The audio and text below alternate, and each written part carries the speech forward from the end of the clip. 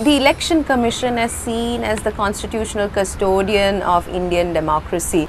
Given that, you're charged with this most noble of functions or duties, it is very important for the Election Commissioner to be like Caesar's wife, isn't it, above suspicion. How do you as an individual manage to ensure that this reputation is absolutely intact? Because personally against you, Mayawati, the Chief Minister of UP, has made statements casting aspersions. Mayawati's aspersion on me was an isolated incident.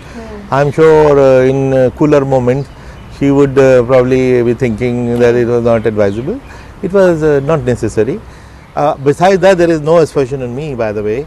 The multi-member commission, I personally feel, is a built-in check against anybody's biases and prejudices. Because we are there. If I have a bias, there are other two to overrule me. And this is what we keep doing all the time. But one reform which has been suggested by almost every outgoing CEC in the past is that our recruitment process can be different. If instead of the government of the day appointing, they also consult leaders of opposition on the two houses, the Speaker or Chief Justice. I think if we come from that kind of broader base, the confidence level within us also will go up. Let me tell you that this is one institution which stands like a rock between democracy and anarchy, and our neutrality and independence is of utmost importance. So any question mark on that, for any reason, we should somehow deal with. Do you think, given that we now have a government which is reasonably, which should have a reasonably comfortable time in government, do you think it's time for the Election Commission to push the government, or maybe lobby the government, if that's what you do? I don't know if these terms are right, to push for some of these reforms that will strengthen the Election Commission? Yeah, both these terms are wrong, of course. We can't push, we can't lobby. But we surely have been writing to the government for years, for more than a decade, about various reforms, and they are pending with them. Some of them they started action. Bill was introduced in Parliament, but the session ended, so the bill lapsed. So we would draw attention of the government to our pending proposals, and I'm sure that they will find some time, sooner than later, to consider them. What about the other suggested reforms, that election commissioners don't receive political appointment after they retire from these posts, maybe for a period of 10 years? What do you say to that one? That also is a good proposal, because we should be above any suspicion or above any temptation. But at the same time, there is this suggestion that people who retire at 65 is, people are very healthy, they have a lot of energy still left, they must do something. And suddenly you would not like constitutional authorities to be on the road or looking for a job of a shopkeeper. That's not proper. And a job under the government will mean probably this is the reward for services rendered. Right. That's not on, but the suggestion has come in some quarters, that like the judges and or other constitutional authority, that after retirement, at least maybe you continue to pay them full salary and then debar them, so that at least suddenly their standard of living doesn't go down and they are not on the road. One more aspect of the Election Commission's functioning has been, a reform is suggested, and that has also been the subject or the root cause of the entire controversy we saw engulfing the Election Commission earlier this year, and that is the CEC first among equals where this commission is concerned, and therefore does he or she have the right to recommend the dismissal of any of the two election commissioners? You are the first person who is making me speak on this subject.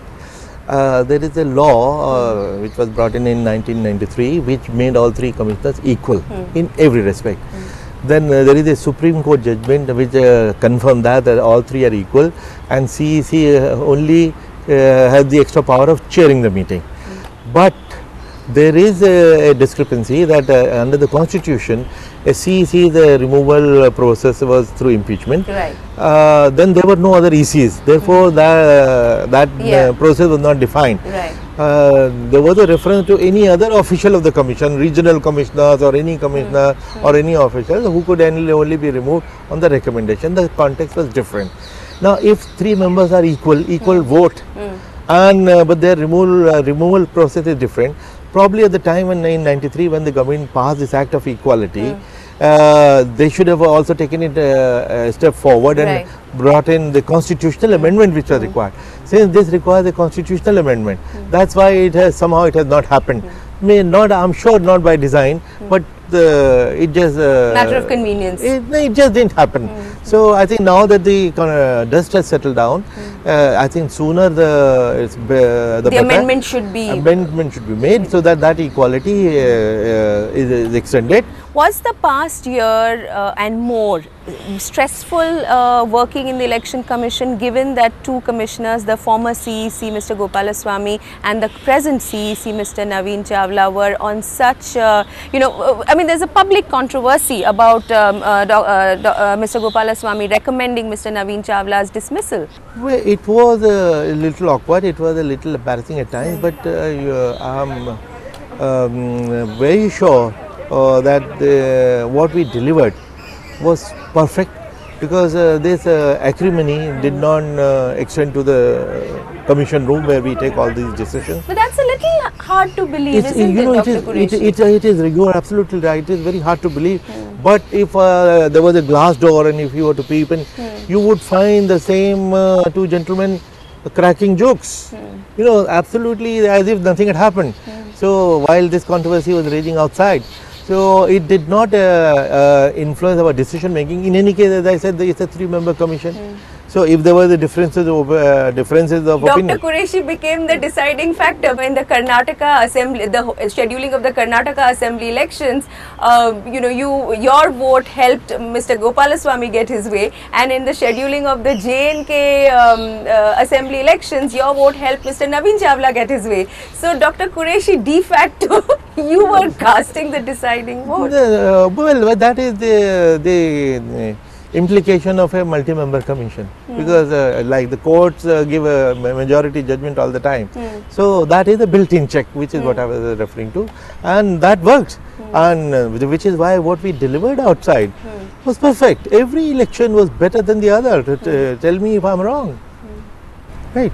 Okay, so and this controversy, you're saying, while it was embarrassing and while it was uncomfortable, especially given the timing of when it broke and the fact that it dealt with the election commissioner's office, do you think it will have served a purpose if there is clarity that comes about as a result of the Parliament moving an amendment? Yes, exactly, because that this unfortunate controversy would not have happened, because it was, I would admit that it was embarrassing. In an institution which is guarding India's democracy, if it comes under a cloud, it's awkward, it is embarrassing, and it does weaken the institution. And keeping the institution strong should not be left just to the three of us. The whole nation is responsible. Right from registering voters and getting them onto the electoral rolls to actually, to right up to counting day processes. In this entire exercise, there are hundreds and thousands of people from local governments, state governments who participate. How do you communicate to the person lowest down in this long chain the noble task that they are involved in implementing? Because really these are the people who are ensuring that the wheels of Indian democracy keep turning and the world watches us, and we so easily go about enjoying the freedoms that come with it. I'll give you a broad formula. We have over 8 lakh polling stations, 8,28,000. And standard configuration is there will be 5 inside the booth and 5 outside for various other jobs. So that is how it becomes 8 to 9 million people. We reach out to them through different tiers of training, master trainers, and we send it to the CEOs of the state. CEOs organize the training of the district election officers, which are the district magistrate, and down the line. So we try to reach out to them through our training program. But you mentioned another interesting thing, the noble task. Recently we received an email from an assistant teacher of Gujarat. He said, I'm so touched and honored to be involved in this process. I want to return my honorarium. Tell me where to send it.